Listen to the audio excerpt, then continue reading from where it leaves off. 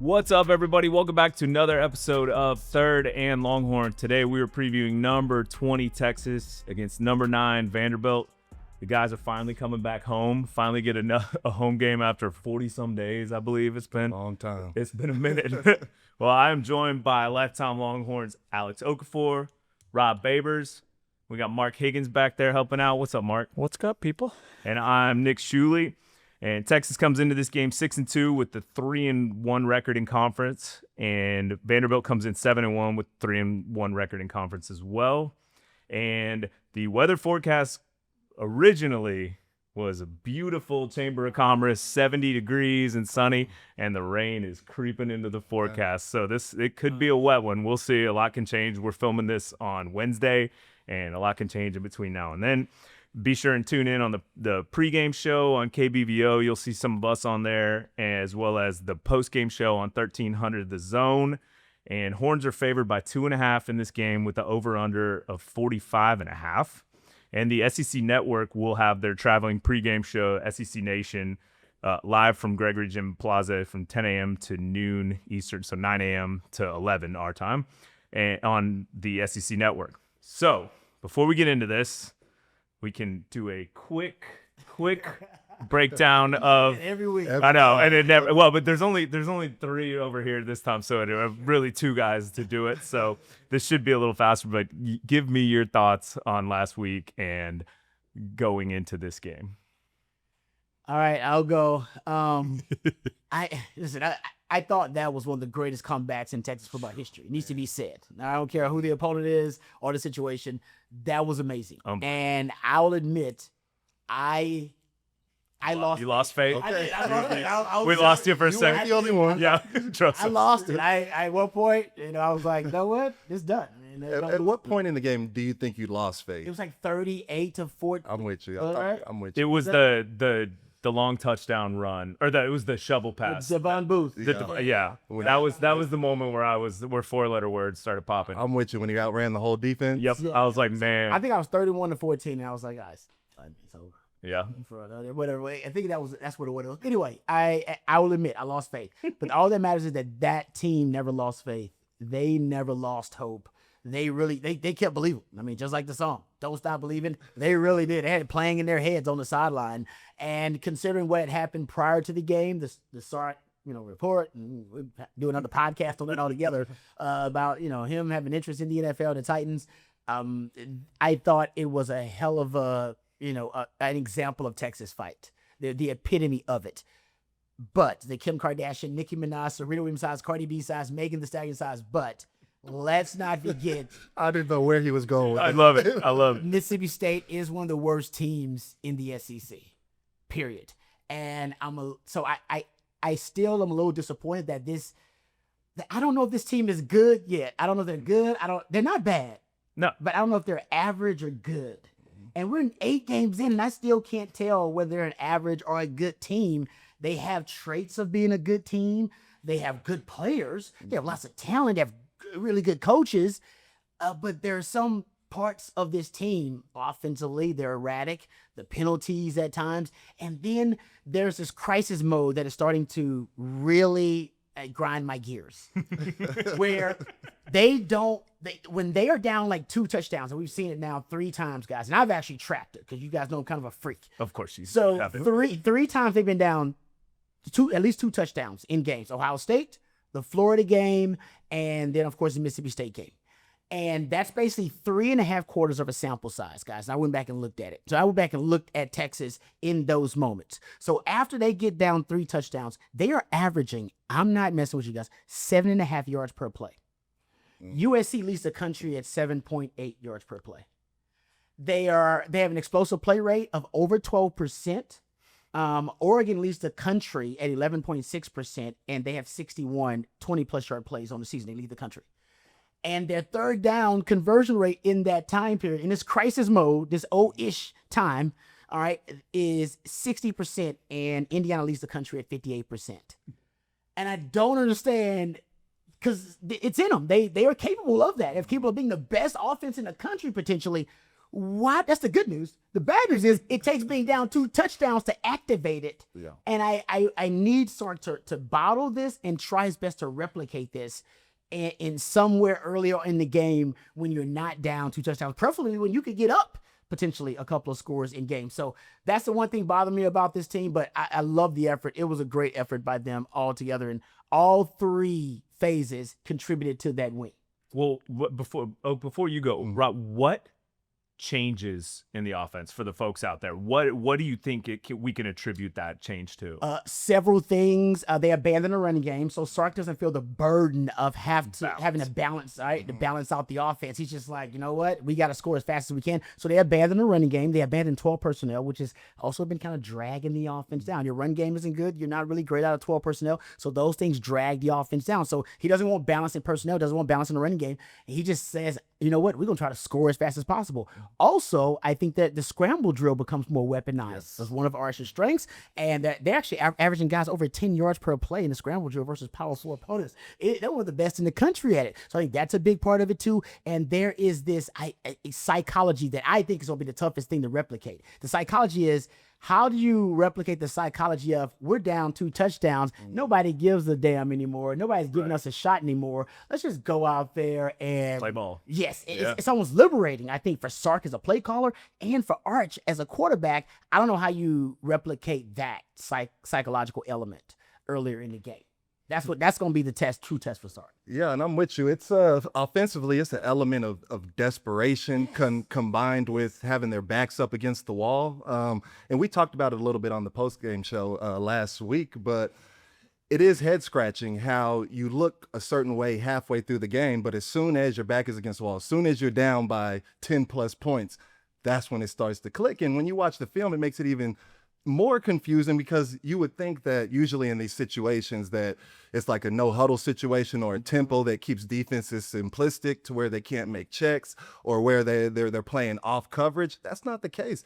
Defenses are still running their play calls. Defenses are still pressing our receivers, but we're finding a way to make it work, and we're connecting offensively. So it is weird, and usually you see that with a younger unit. So that's what I'm going to blame it on, just a tad bit for the offense, because you don't see this on defense. And defense has a more experienced unit. You don't really see the ups and downs like you see on offense, and that usually comes with a younger team. I'm not going to call it maturity, because for our age, I think we are a very mature offense. But I think just having so many young guys, so many guys that are devoid of reps and snaps, I think that's where you can kind of see those inconsistencies.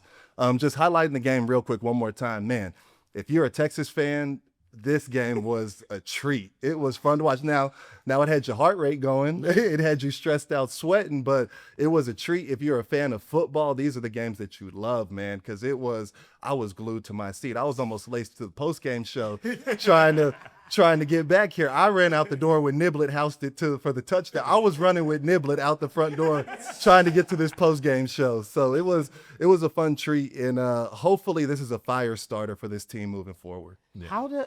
Why did Jeff Levy kick to Niblet? Keep kicking to him. He kicked to him the whole game. He had a 17-yarder on his first one, and he went the wrong way. Yeah. I don't know how that's possible. And you have to put that on the coach. You have to. I can't blame the punter in that situation, because the punter only does what the coach tells him to do or doesn't tell him to do. But do you also think it's something that's this is not a knock. I don't know enough about the Mississippi State punter. Do you think it's something, though, that some college punters just aren't as skilled, and so it's like directional is a little tougher? They mess. I don't know. I'm out of it. Well, that's true. And that's what we talked about. Yeah. Well, that's what we talked about too, is are you going to kick away from him the entire game? Like, how many times are you willing to shank it? Like that, I mean, how many times can you kick away from this guy? When the game is on the line? Yes, when the game's on the line, I'm going to take the shank. Yeah. I am. But throughout the totality of the game, how often can you kick away from a guy at this level? And that's going to be this level. That's going to be a game changer too. If they are kicking away from him, he's going to be in people's heads. So like, even if they're not kicking to him, it's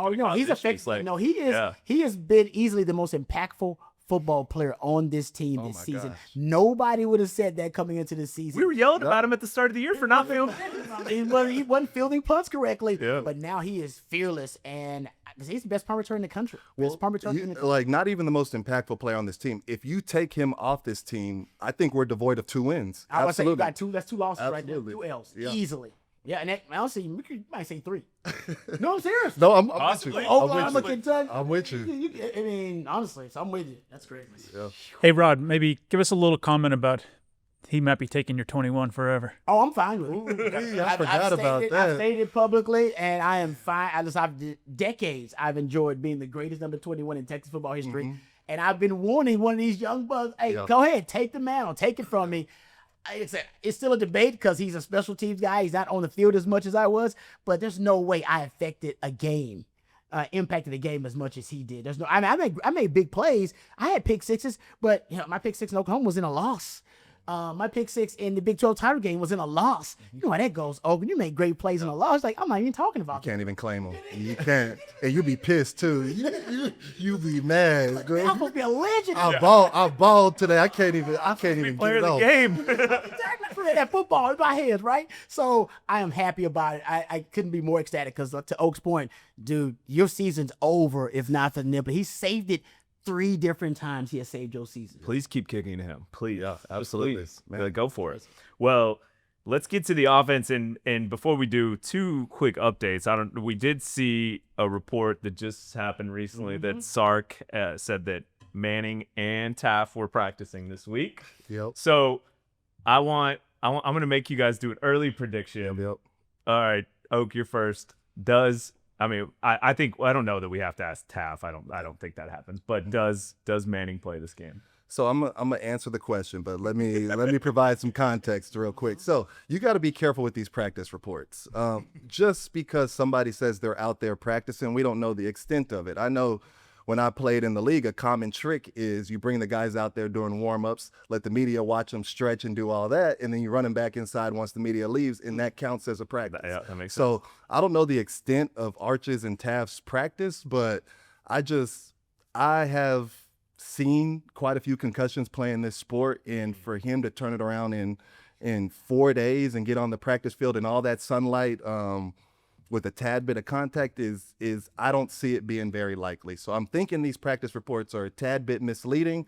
So Gamesmanship. Yeah, absolutely. And if he was playing, would they release this report? So I mean, I think it kind of works against you a little bit, which tells me that he's probably not playing. So I'm gonna say he's not playing. That's a great point. Because then, I It makes sense. that. Yeah, because But see, that's already in our head. We're because if you're a responsible football coach, you hope for the best, but you got to prepare for the worst. And that's on the other side for Vanderbilt too. Now this report is out there, they have to prepare for all. Well, and Clark Lee already said he was. So yeah. It's just a responsible thing. You're an irresponsible coach. It's like malpractice if you don't do that. And this is like Sarkton saying, "Hey, you better make sure you. I know you was doing more Matthew Caldwell practice game planning than Arch. You better make sure you do both." Well, you saw Mississippi State flip Bothwell, and he was full pads, warmed up, and it was like, oh, is he gonna play?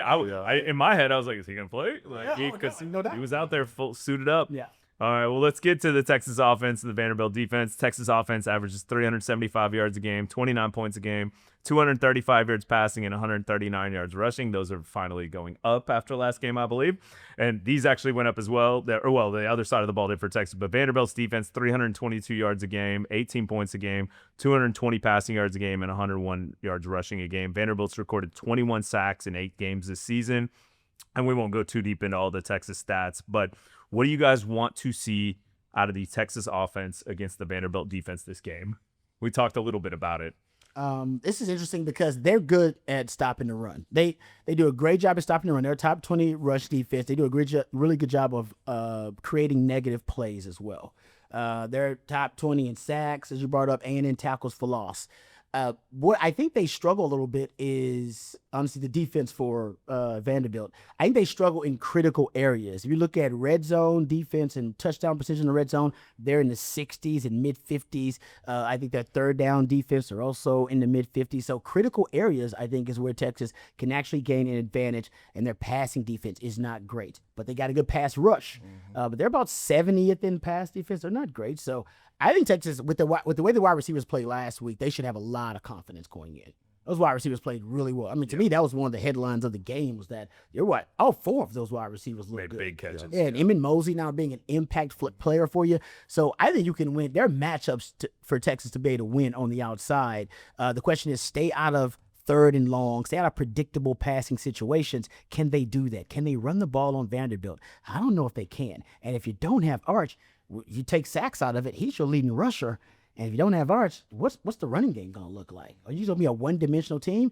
Maybe that works well. Crisis mode the whole game. Yeah. But also, I mean, they've run Caldwell quite a bit, and he is a faster dude. But also, he's your backup now. That's what I was going to say. You don't have, if you know, the luxury of running your nothing against KJ, but we haven't seen anything from KJ Lacey yet. And so, yeah, do you risk it? Who knows? Yeah, and I'm with you, Rod. Kind of like Nick just said, Caldwell and Arch, from what we've seen, the small sample size, have a similar skill set. Yeah.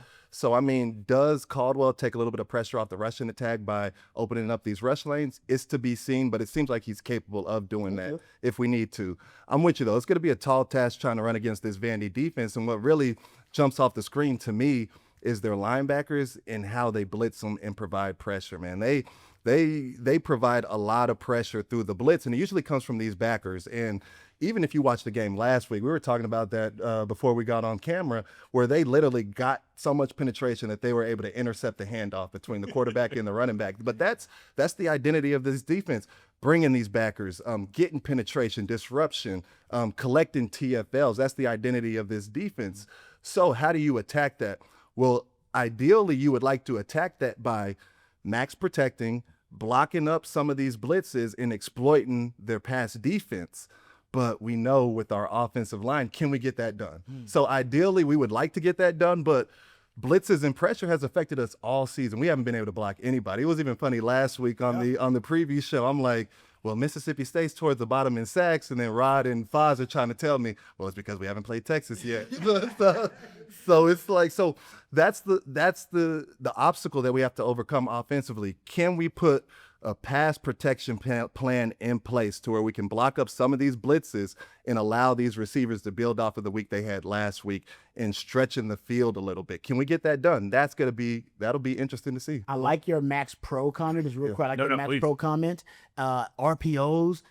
Arch isn't great the RPOs, but maybe Matthew Caldwell's a little bit better. Those are really good versus pressure-oriented schemes and the screen game. Yeah, screen, especially if you bring in backers from the second level. Screen game can be big, but they can't be telegraphed. I love Sark's screens, but I don't know, some of these screens you can see them a mile away. Like, I see these screens a mile away, but he had some really good ones in the last game too. So I just think you got to be really creative about how you present your screens. But screens can be big in this game as an extension of the run game. Yeah, and I wonder if we're going to see an offense that looked a little more similar to last year with Quinn, where we ease him in the game, like to get it quick, get it out quick, like get him comfortable. Because I mean, especially if it's Caldwell, I think you're gonna have to ease him into this game, and we'll see. No, that's what RPO is. It's basically game plus run game. Absolutely, and I love that idea. The way you match pressure and aggression is whenever they come and blitz up the field, send the ball where they came from. So attack the middle of the field, attack these shallow routes, attack the quick game. That's what we would like to see. And we saw that at the beginning of last week, and it didn't necessarily work out. Like you said, a lot of it was telegraphed because it felt forced. If we can just get a tad bit of this rushing game going so that the screen game isn't forced or telegraphed, I think that'll be wonders for this offense. I don't know if y'all remember, but the play before Mosley's touchdown in overtime, I don't know if it was an RPO, I can't remember, but it was that Wisner run. He busted for 9 yards, and Caldwell faked around the end and stuff, because I was like, oh, he kept it. No, he can do it. Yeah, he can run. I mean, even when he was the one thing that does concern me about Matthew Caldwell, I got to bring this up. Don't bring it up. I'm trying to be Debbie Downer here. But his last 2 years, in 24 and in 23, he did have a lot of fumbles. Yeah. 12, actually. 12 fumbles and 11 interceptions in the 2 years prior to coming to Texas. So, and I know Texas fans are very excited because people have been calling for Caldwell being in the game, but we do have to temper it a little bit. There are some fumbles. There's 59% completion percentage. Like there's these things, but what we've seen with the talent level of Texas has been good. Yeah, and I'll give you that. And Vandy, unfortunately, they're top 10 in forced fumbles, and they're actually top 10 in the country in recovery rate off of fumbles. They're they're above 75% recovering opposing teams' fumbles. If Rod B found those stats in that tape, I bet the great folks at Vanderbilt and Clark Lee have found that. They're swiping at Matthew Caldwell, so we better clear that. Well, I know he's had the tiniest of sample sizes here at Texas, but that small sample size looks great, It's man. been good. It looks, Yeah. it looks good. What is he, 8 for 11 or something like that this year? I'm talking about, what is it? Obviously in the Sam Houston State game where he keeps the zone read, takes it 50 yards down the sideline, juke the cameraman. Cameraman didn't even get half the run. Then he comes in cold off Kentucky when our offense was at its absolute lowest. Probably a bottom moment for the Sark era offense against Kentucky, and he comes off the bench. Ice cold, delivers a dart to Ryan Wingo. Florida. Yeah, to Wingo. That was against Florida. Yeah, Nice he pass. threw a dart to Wingo. And then when you look at last week, obviously the adjustment and the flag route to Emmett Mosley. So we've seen some great production in the small sample size, but like I said, it's the tiniest of sample sizes. So what does it look like when he gets 50 to 70 plays under his belt? And we all are excited and hopeful that he's going to have a great game, but also temper your expectations a little, or else we can't have people yelling KJ Lacey the whole game. Exactly. So just chill out, everybody. 3 and outs at Texas. Longhorn fans be like, what? Who else we got? After we were just yelling for Caldwell. Yeah, exactly. That's how most popular man on campus, second stringer. All right, well let's go to the other side of the ball. Let's talk about the Texas defense and Vanderbilt's offense. Vanderbilt's offense averages 433 yards a game, 38 points a game, 230 passing yards a game, and 203 rushing yards a game. Very impressive. And Texas defense, these were the ones I was referring to, went up a little after last week, allowing 300 yards a game, 14.6 points a game, 219 passing yards, and 81 yards rushing a game. So what are we looking for in this game from the Texas defense? What do we expect to see? Obviously, it's a very different offense than Mississippi State. Mississippi State gave us fits and Levy's sped up tempo. We weren't able to sub, etc. But what do you expect to see in this game? They'll go much slower. Yeah. Even Sark said that, right? Yeah. Sark's like 60 plays, which is good. Yeah, they tried to take the air out of it. That's what they did last year too, like at Vanderbilt. So yeah, for me, like Roger said, tempo is going to be down a tad bit, which helps this defense. Defense is probably still trying to grab some air, man, because the past 2 weeks has been a lot. Yeah, we've collected a lot of miles on this defense the past 2 weeks consecutively. So hopefully they get their legs back. But this is a good opportunity because this team does slow the tempo down and they like to run the football. When you look at their rushing attack, I would consider this an exotic rushing game. Agreed. Just because they have so many different types of runs, so many types of concepts and pullers. Like, it's not just your typical pulling the guards. No, they pull the center quite a bit. I've even seen plays where they pull the tackle. They put a fullback in the backfield and run a lead with a misdirection or something like that. Misdirection to a wide receiver on an option. Absolutely. Too. Like I've seen, man, they got some concepts. They got some stuff. They got jet sweeps with the running back, jet sweeps with the receivers and tight ends. So, I mean, this is a quite exotic rushing attack that we have to limit and bottle up. And we haven't even mentioned their leading rusher, Pavia. Yeah. Obviously, he's the engine behind this thing. He makes this thing go. Everything runs through Pavia. So how are we going to bottle this dude up? I think a lot of the onus is going to have to be on the defensive line. First and foremost, we got to stop this rushing attack.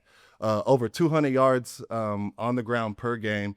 Defense, hey, we got our work cut out for us this weekend. Pavia, he's a guy that he just wants to, it's not a straight drop back pass game. It's a drop back. Let me scramble for about 20 yards in the backfield until somebody breaks free, and then I'm going to let go of it. So as a defense, like I said, first and foremost, shut the door on this rushing attack. Even if it's a tad bit leaky, that's what they want. Like, they want to stay on schedule. They want to make it second and manageable, second and 4. If it's a game of 2nd and 4, it's not going to bode well for this Texas defense. So put them in 1st and long. Make them drop back, and when they do drop back, as a defensive line, maintain rush lane integrity. What do I mean by that? Each defensive lineman is assigned 1 or 2 rush lanes, whether that's the A gap, whether that's the B gap, whether that's the C gap. You got to handle your rush gap. Do not get greedy, and that can happen because we've had success rushing the passer the past 2 weeks. Colin Simmons has gone off. Trey Moore has gotten active. Ethan Burke is showing up on tape. So these guys in the back of their mind, they're like, man, I'm on a heater. I'm on a roll. We got to get this guy to the ground.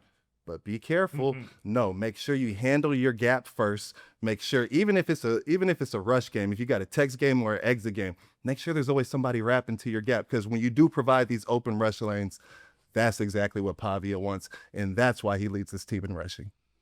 It's powerful. I can't put it better than that, honestly. I'll just have to piggyback on a lot of what he said. I think number one, what he was talking about is that the straight drop back passing game, even though he's good at it, actually, especially quick game, his scramble ability and scramble drill are, to me, elite.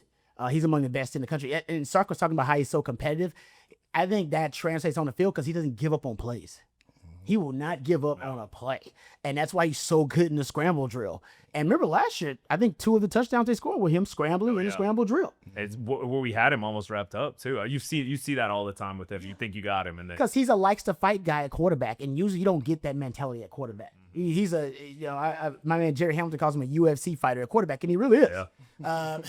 And I think his family's like wrestlers or something like that. He actually has that mentality. So that's why I think it's a number one thing. You're right, and this sucks to defend the scramble drill. You're talking about defending 3 plays in one. You defend the first initial play well, then you got to defend the scramble drill where he's running on looking for receivers, and then he might decide I'm going to tuck it and run. Guys, they can take like 7-8 seconds. You know how long 7-8 seconds is in football? That's an eternity. Oh my gosh. Well, do you spy Pavia? Is that what you guys expect to see? Who do you think is that guy? It hurts not if you're not gonna have Taft. It hurts a little bit because you lose, one of your weapons as a spy, right? Because Jelani McDonald has been a spy. I've seen, Anthony Hill's a spy. Anthony Smith can be a spy for you. Colin Simmons has been a spy. They use Trey Moore as a spy. So you got a lot of guys you could use as a spy. Here's the thing though with them, because in Oak Hit, they got a really exotic run game. I did it. Plus the +1 the run game, but they use a lot of different personnel groupings. They gonna get 12 personnel because they got 2 of the best tight ends in the country. Their tight ends are great. They're great. By the way, tight ends are an issue for Texas the last 2 weeks. Have y'all noticed that? 19 targets to tight ends the last 2 games. 14 receptions on 19 targets. 9 first downs, close 2 touchdowns to tight ends alone, and they weren't even good tight ends. Wow. And we're about to face one of the best in the country. Yeah, that Mississippi State guy was his first touchdown. I think at Mississippi State. That worries me a little bit, and I'll say that I think for Texas, ultimately, that's what they want to do. They want to get in 12 personnel, then force you, and you're gonna stay in nickel. And playing nickel, that's fine because they'll just actually run the football, which they prefer against obviously lighter personnel that you're dealing with in sub packages. But if you're gonna put in your base personnel, say you're gonna put in 3-4 or 4-3, 3 linebackers or 4 D linemen out there, depending on how you want to look at it, then they decide, all right, let's see if these linebackers can cover our tight ends. And most of the time, that's also a significant disadvantage. So that's what I worry about with this group. But Pavia is awesome. I mean, I like watching Pavia too. Me too. I ain't gonna lie. I like watching. He's a gamer. He's a gamer, and he's fun to watch. And honestly, he's a hell of a leader. He has transformed that program that they have now. What they have now, the most powerful thing he brought is not his scrambling ability and him as a quarterback. And he's got all those things. But belief and faith. Yeah. They believe now they can beat anybody. Who are they? Vanderbilt? When does Vanderbilt ever believe they could beat Bama or beat Texas? They're supposed to walk in there insecure and doubting themselves every step of the way. But with that dude in front of them, they don't doubt. Yeah. They have a legitimate belief and faith. They're going to beat Texas at Texas. They never did that before. Diego Pavia won a state championship in wrestling at high school. Oh, wow. He's a fighter. He's genuinely, he likes to fight. Listen to this stat line. 139 out of 202, 1,698 yards, 15 touchdowns, 5 picks. Long at 54, 85 rushes, 507 yards, long at 36, and 5 touchdowns. Wow. Yeah. I want to quickly go back to Rod's point about the tight ends because it will be an interesting matchup. Like if we're going to dominate this football game defensively, we got to have eyes on Stowers at all time. And just so the fans can get an idea of who this tight end is. See, if you look at the numbers last year, he lined up in the slot over 70% of the time. This is a certified big receiver. Yeah. I want to say they call him a power slot. I don't know if y'all. They call him a power slot. So how are we going to match up against him? Because he's usually too athletic for linebackers, and he's usually way too big for secondary players, DBs. So how will we match up well with him? Are we going to go more zone? Are we going to go man to man? Luckily enough, we do have the athletes and we do have the bodies. Is that Kai Anthony? Do you It used to for linebackers, but it used to be Jelani McDonald for the secondary. Remember last year they broke out that big nickel. Yeah. And they had them 3 safeties, and Jelani McDonald is the big nickel, and he was great for being able to match up with those guys. So Oak's right. I think Ty D. Smith's your best bet as a linebacker in coverage, and I think as in terms of the safety, Jelani McDonald will probably be your best bet. Yeah, which one of the safeties to cover him? But And then are we thinking Ant Hill as the spy guy? Even though I hate taking a guy like that. I know that dude. Although you saw what he did to Milrow when he was spying there. So so I don't know. But we were bringing him off the edge quite a bit during that game. The only time we brought him off the edge. In that game versus Mississippi State, Anthony Hill had his most pass rush snaps of the season. Oh, they sent him at this past week? Yeah. And 2.5 sacks. And 2.5 sacks. So I think the trend should be he should be used more as a pass rusher. Man, Not exclusively, but Yeah. you got the bang for your buck and the return on investment. Him as a pass rusher is just too great. I know PK doesn't love the blitz, man, but they look good in the blitz. They did. They look good. Yeah. He was very aggressive in that game. I think he realized first of all, my defenders' legs are tired. Yeah. My secondary they just can't hold That's up. a fast Mississippi State team. It was. Yeah. They got speed on the outside. So give PK credit because he decided, you know what, I got to force the issue here. I can't. This is not a bend but don't break situation. Yeah. Otherwise, it's already You broken. gotta force the hand. Yeah. And he did. He started blitzing those guys. They didn't have enough in the tank not to break. Exactly. So now you got to go on the offensive. Yep. Exactly. You guys remember from your careers at Texas playing a quarterback like Apavia? Anybody jumps out that you had fits with? They say we played Seneca Wild. Ooh, that's a good one. And he's one of his all-time greats at the college level. so- For my era with Jay Hills and Fozzy, I'm thinking a guy like Colin Klein from Kansas State.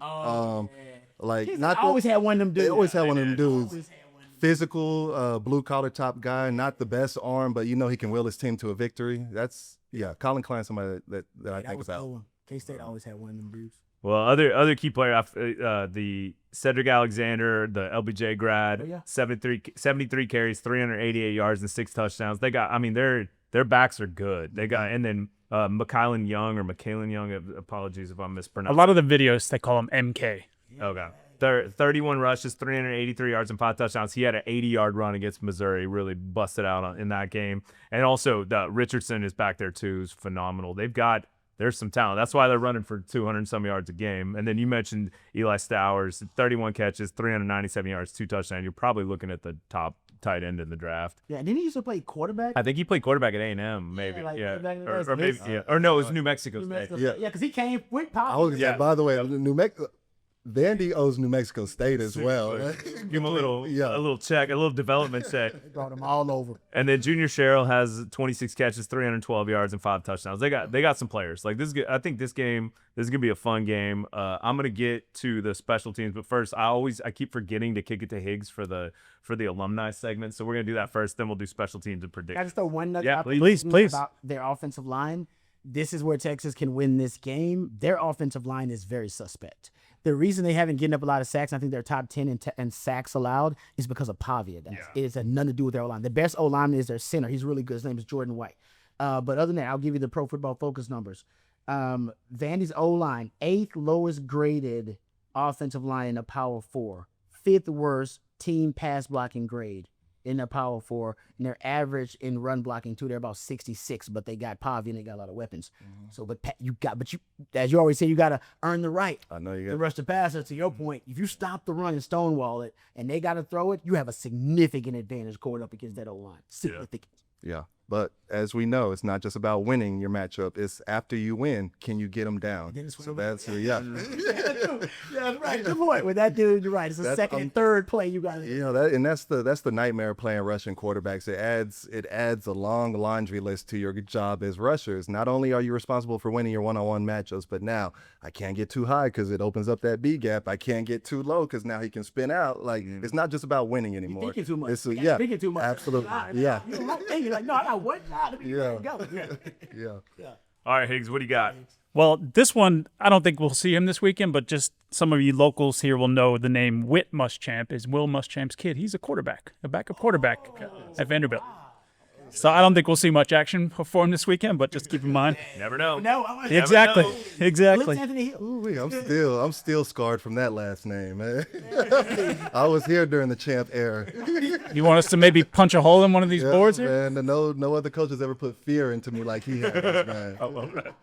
Well, they've got notable alumni. It's an amazing school, of course, big in economics and social sciences. But the one that really jumped out to me was kind of a house divided this weekend is Greg Abbott went to Vanderbilt. He went to Texas and Vanderbilt. Governor.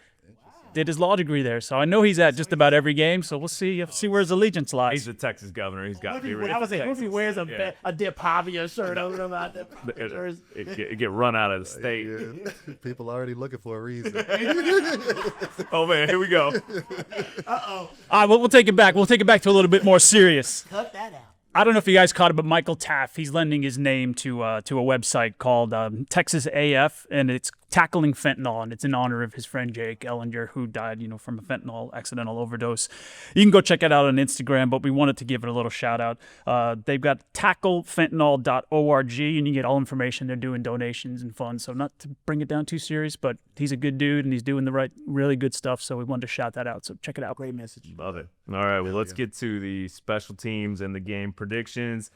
Vanderbilt has a great kicker, Brock Taylor. He's 7-7 in field goals this year, long of 51, 37-38 on extra points. He's also, I believe, he has 18 in a row on field goals, so he can hit it. And then Mason Shipley's 12-15, 28-28 on extra points, and he's made from 53 is his long. And I know he's going to be looking to come back after hooking that one. Yeah, that one's bugging him.